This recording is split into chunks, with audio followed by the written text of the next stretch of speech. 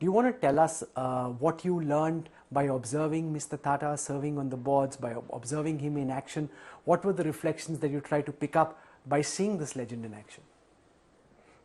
I think he was very bold in the decisions that he took, especially with JLR and with Steel. He had a style where he let these, foreign acquisitions kind of remain at a distance and not really integrate them along with the mother companies. That was a style that was quite typical of his. I really don't know why he chose to do that. Maybe he just thought that was the more practical thing to do. Once he decided that he wanted to acquire something, whether in India or overseas, he would go after it and almost acquire it at any cost. But he was passionate. He was passionate about Tata Motors for sure. I think Chorus gave him a lot of trouble, but he was quite passionate about it when he made the acquisition. And as you know, he paid a very handsome premium for it. So I think he believed that Indian industry had it in him to go global. And that was reflected in his decisions to make overseas acquisitions. What do you think a young entrepreneur, someone with a startup, somebody hoping to build some company, should learn from the manner in which Mr. Tata conducted himself at a time when we see so much display of wealth or ostentation? What do you think are the biggest lessons young people can learn from the life and times of Mr. Tata? I think that, he always had a larger purpose.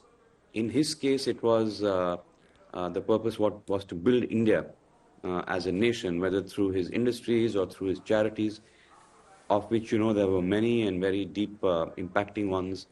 I think that the takeaway for me, and I would guess for young entrepreneurs, would be that it's important to have a larger purpose that goes just, beyond the P&L and assets that you create. I think it is a larger purpose that drives you to do things that are beyond the ordinary and really make a difference. What do you think of the mental makeup of a person who goes against the advice of professionals around him, who suggest against spending money on building a nano car or an Indica, saying that this may not work, or even the purchase of Air India, which is a very difficult acquisition, the group still trying to figure out how to bring it together and make it financially viable, and yet he's determined by a larger purpose of connecting with the Aam Aadmi, providing him with a cheap car, that he's determined to go out and make it no matter how much it costs or what it takes to get it done. Well, I know that in the case of Air India, it was probably an emotional decision for him. He was extremely close to JRD, who he called Jay. He talked often about his relationship with JRD. He considered him his mentor. So I can see the emotion behind getting the Air India brand and the Air India, the company, into the Tata fold. I'm not sure he really listened to anyone once he had made up his mind about something. I think that, he was a man of his own conviction.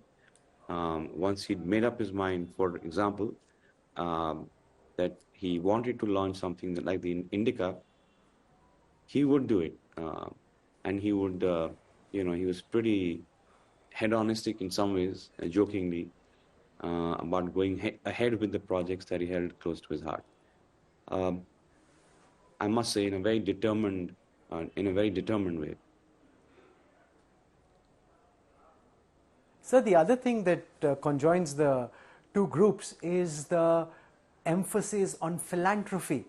Both the Birla Group and the Tata Group place so much emphasis on different aspects of philanthropy.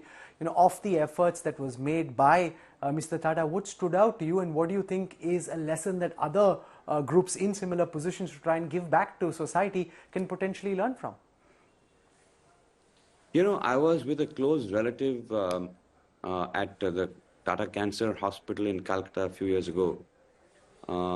That was my, the first time I was going there, and I was hearing about stories from them about the involvement of Mr. Tata. And I was quite moved to know that his involvement was so deep.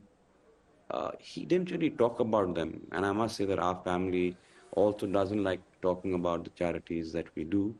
Um, it's been a few generations of charity in different ways, but we ourselves don't know much about it. We hear about it, but really don't know. It's not documented anywhere, nor does the family, care about really documenting it.